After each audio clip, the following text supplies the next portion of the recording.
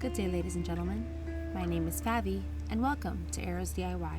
On my channel, I like to do Dollar Tree DIYs, high-end dupes, thrift flips, and trash to treasures. Today, I'm bringing you the mystery box hosted by myself, Favi, at Arrows DIY, and Leah from Junkernecker DIY. We came together with 6 other girls to offer you a chance at pure shenanigans.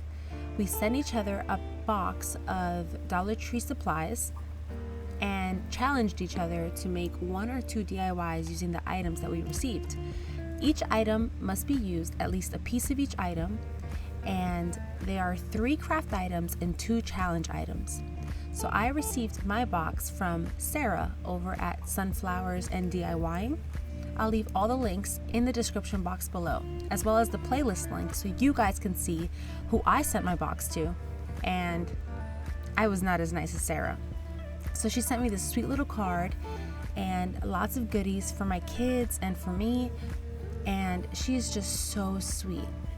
She said she can't wait to see what I come up with. And honestly, this was a walk in the park. So the craft items she sent me were this canvas, this 5x7 canvas, as well as these stickers from the Dollar Tree. This house, this wooden block house, which is super cute. And the challenge items were this empty cookie tin. I don't know why she didn't send me the cookies, Sarah. And these tumbling tower blocks. I have been dying to find these at my Dollar Tree, and I've never been able to find them. So basically, Sarah sent me my wish list from Dollar Tree. So to begin, I started with this canvas, and we're just going to take it out of the wrapper. Once it was all out the wrapper, I just used my X-Acto knife, and I just cut the canvas out. It was a hot mess. I will probably use this canvas later, but don't judge me. I just needed the frame. So once I got that all taken out, I used a very intricate technique of my box cutter and this other tool I found in the tool closet. I don't know anything about what they're called, but if you're going to use this method, please be careful because the box cutter is probably going to get damaged and it's very sharp, so please don't hurt yourself. So once I loosened it up, then I went ahead and did this. I will be a little bit more professional next time. No, I won't. But I'm going to buy some pliers at some point. Now this one here is another canvas I had for my stash. So we are allowed to use things from our stash. We just got to use all the items we were sent in one DIY. And that's what I'm going to do today. I'm going to use all these items in one DIY. So I took the other canvas, did the same exquisite technique of taking all the staples. And now I'm going to use E6000 and hot glue in different spots. I'm just using the canvas here to help me know where to put the glue. And I use Gorilla Hot Glue and E6000 to adhere these together. And then I just use my ruler to make sure that it is somewhat centered. Once it's attached, I just secure it with some masking tape at 3 points and I just let it dry overnight. So I set that aside to dry, and now we're going to work on the next piece. So I take my masking tape and I adhere it to my work surface. Once I do that, I pull a really long strip of this masking tape, as long as my table will allow. And now I'm just going to use the tumbling tower blocks. I was so excited when I got these tumbling tower blocks because I've actually never made a DIY on my channel with these. So it's a first for both of us. Exciting, right? Okay, so now I'm going to take these tumbling tower blocks and I'm going to line them up like so on this masking tape. So I just go all the way down with these tumbling tower blocks as long as the tape will allow. Once I get it all done, I just go around that empty cookie tin. Sarah, I'm still looking for my cookies. And I'm going to go ahead and just make sure that the tumbling tower blocks cover the entire circumference of this tin. So once I'm happy with the formation of these tumbling tower blocks, we're going to go ahead and stick it. So I'm going to take the same industrial strength adhesive, E6000 or whatever one you prefer. I know the Dollar Tree also has one. If you want to use that one, that's totally fine. So then I'm going to go ahead and add this hot glue in the center of the masking tape. I heard that if hot glue and E6000 mix, they kind of don't work as well. So that's why I make sure to put them in different spots. All right, so once that's fully around this cookie tin, I rip off the excess masking tape that was around the edge, and then I wipe off any excess adhesive that might have seeped through the sides. Next, I'm going to do the same process with a longer strip of masking tape. Now, I tell you to make a longer strip of masking tape, but I didn't do it. So I had to end up making another shorter strip to finish. You'll see what I'm saying in a minute. So I go ahead and do the same thing with the Jenga blocks, line them up as best as. So once all the Jenga blocks are on that masking tape, I'm going to go ahead and do the same thing using another cookie tin that I had on my stash. So as you can tell, I've been waiting to do this DIY for some time because I really needed one of these really bad. Now you guys let me know in the comments below what you think about this DIY and if you would try it. Also, I'm curious, what would you make with these items that I was sent today? So I had this in my stash and I had the cookies inside of them. So Sarah, don't worry about it. I had my cookie fix. You don't need to mail me some cookies anymore. All right, so then I'm going to go ahead and take a smaller piece of masking tape and just close that gap that was left there on the side. Now I'm going to try to connect these two strips of Jenga block masking tapes in a bit. And also when you're putting these Jenga blocks on the masking tape, you want to make sure that the nicest side of the Jenga block is pointing outward, is facing outward. That way you have a beautiful display on your project. So as you can see, I still have a little gap there after all the Jenga blocks are on there. And I'm just trying to make sure that there's truly a gap.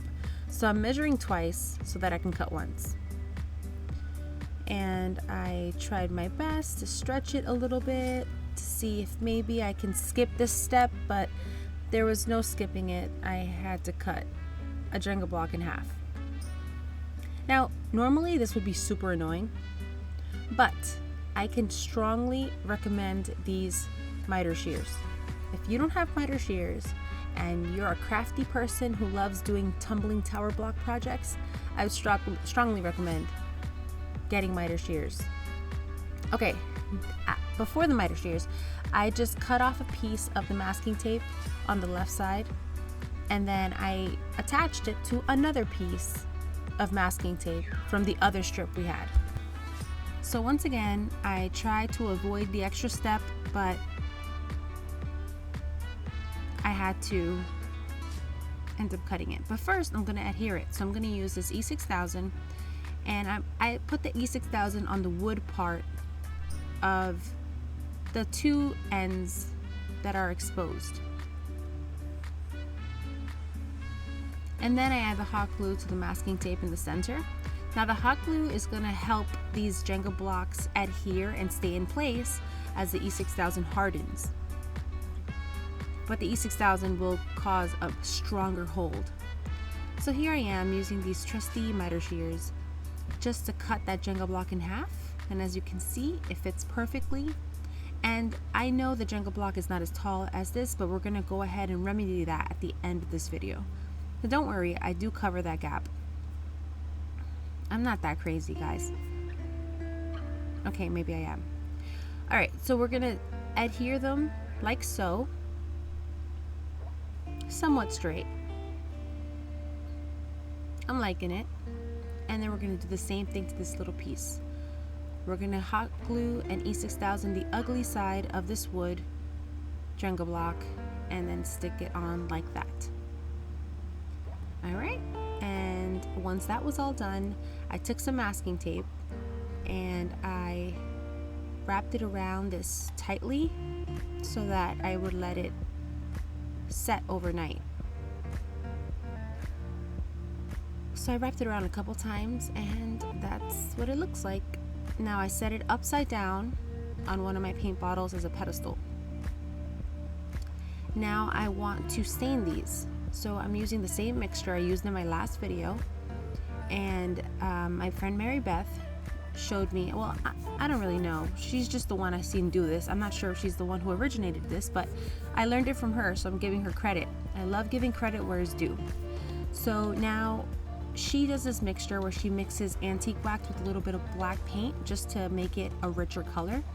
So for these rounds, I'm going to paint them fully in this mixture. This is the mixture I'm going to call the dark mixture. So I'm going to take this dark mixture and I'm going to put it all around the outside and the upper lip and also at the bottom of the trays.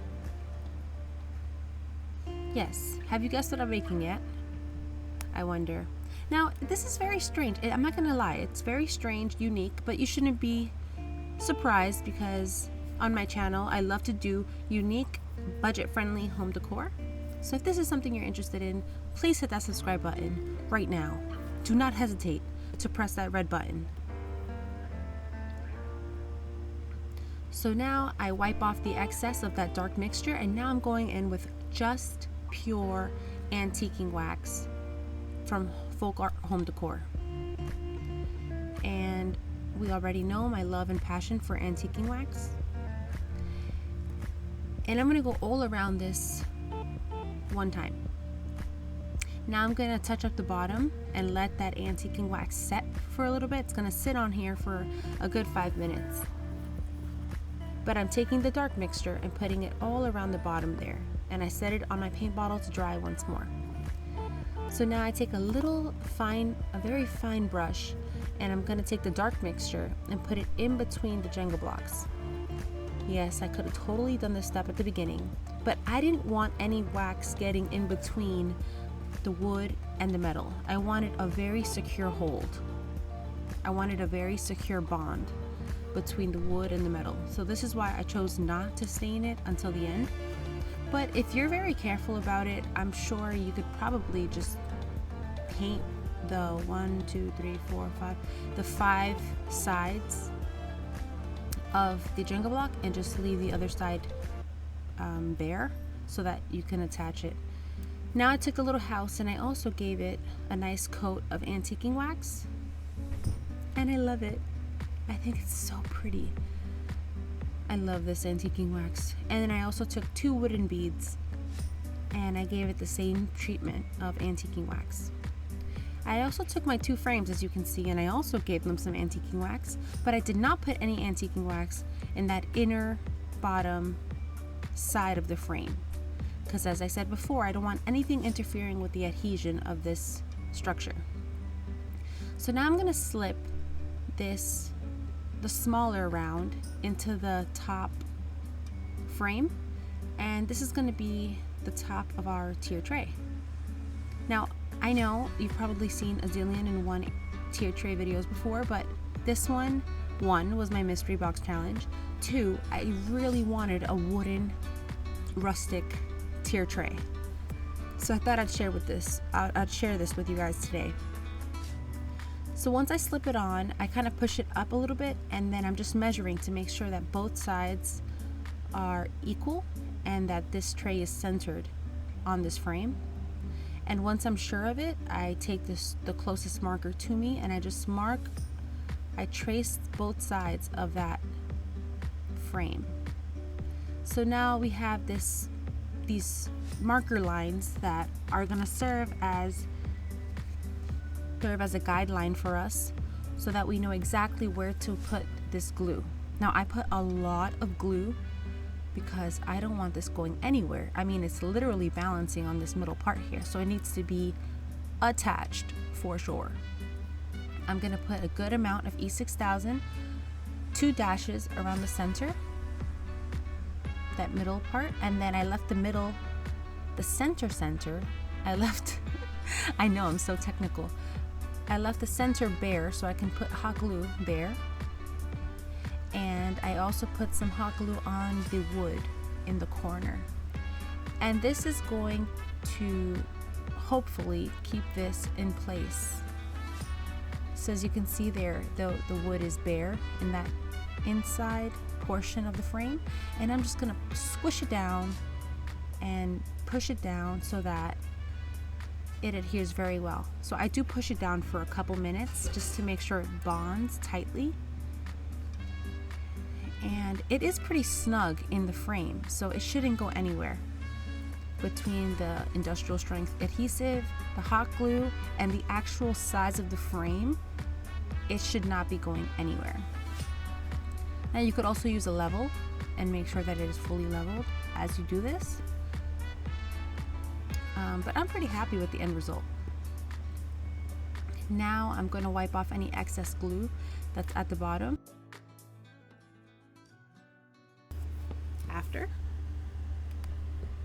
or maybe it was this next tray. Okay, now if you see there, that little Jenga block that we cut in half, I'm going to hide that in the side of the frame because, you know, it's not so pretty. So I'm going to go ahead, slip it in the bottom frame. Now this tin is 7.5 inches in diameter in case you are curious, and it fits perfectly inside this canvas. I think this is an 8x10 canvas. I'm not too sure, but I got a 10-pack at Walmart like a year ago, and I still have tons of canvases. I think I bought a 10-pack for $10, $15. I don't know, but it is a better deal than Dollar Tree. And we all know I go for the good deal. All right, so I do the same thing with this. I measure out both sides, make sure they're equal, and I mark them out with a marker. And then I put the adhesive in between those two marker lines we made, as well as some hot glue in different spots so that they do not interfere with the adhesion. Oh my gosh, look at this mess. Don't worry guys, I clean it up, but I could admit I'm a little excessive at this point. A lot of excessive. So then I push down this tray like so, and then I wipe off the excess. I promise I wipe off the excess. This would drive me nuts. This drippy goop mess would drive me nuts. Now I don't paint the bottom of the tray. I mean, you totally could, but I don't paint it because I don't mind the metallic. I don't paint the inside of my tray either because I actually like the bling. I like the chrome feature. I feel like it helps with that rustic feel, the metal against the wood. Anyways, now I take a Jenga block and I cut it in half because my tray was wiggling about. So I just hot glue half a Jenga block on top of each wooden tray. Sorry, each wooden bead. Take a Jenga block, another Jenga block, and I cut that in half as well. And then I just attach them to the bottom of the tray because it was still wiggling. I don't know why my extensive mathematical skills and calculations failed me this time, so it was kind of wiggly. Then I went ahead and I hot glued them right there. And then it was no longer wiggly. And my eyes were pleased. So now we're gonna take this wooden house, and I'm going to put hot glue and E6000 at the top of our tray here in different spots. I know, I gotta be specific here. So I'm gonna put it like so, right at the middle of this, and this is gonna serve as the hanger kind of like that top portion where you would normally put a finial or a wooden bead. I'm just gonna put this massive house there instead. I like the character it gave, and it's definitely unique, and it's definitely using all of my craft supplies in one project. Now I'm going to put some of this decorative nautical rope from the Dollar Tree all around the border to block that gap at the top, and it also helps with that rustic look we're going for. So I just press in the hot glue to kind of help with the fraying. I also put some hot glue at the center there of the nautical rope to help stop the fraying before I glue it on, and I just twist the nautical rope with some hot glue in the center to stop it from fraying, and then I just hot glue it all around the inside of the top tray just to give cohesion between both levels of this tier tray.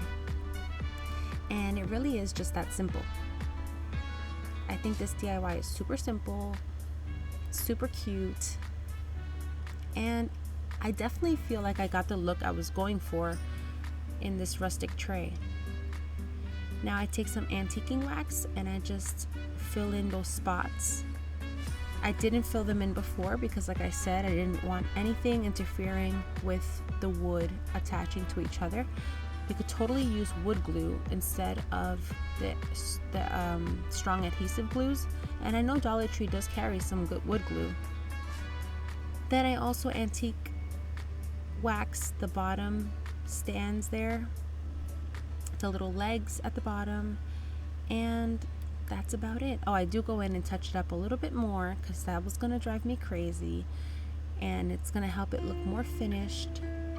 And yeah, you gotta let me know what you think about this DIY. Oh, the stickers, I put them right there on top in the center there, and my mission is accomplished. I'm super happy with how it turned out. Now I have a rustic wooden tier tray. I'm happy also because the bottom tier is so much taller than my other tier tray, so I have so much more room to put taller items in there. And I don't know if you have that issue with your tier tray, but I do, and now I don't, and I'm so happy. And I put a little heart there on top in the middle of the house because, you know, I love my home and I love everyone inside of it, and I love you guys so much. Thank you so much to my new subscribers and to my loyal subscribers. Thank you so much. I appreciate you so much. And if you like this video, please hit that subscribe button. Don't forget to hit that bell, and in the drop down menu below, hit all so you're always notified when I post a new video. Thank you so much for watching, friends. Take care, God bless. Catch you on the next one. I gotta go. Don't forget to check the playlist link in the description box below for more mystery box shenanigans. Okay, bye.